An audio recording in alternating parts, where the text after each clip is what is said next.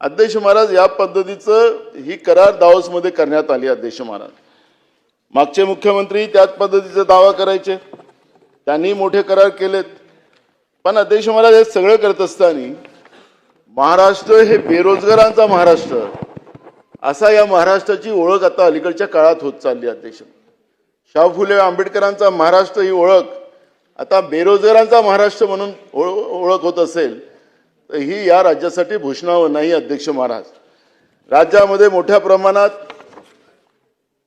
बेरोजगार मोर्चे काढताना पाहतोय।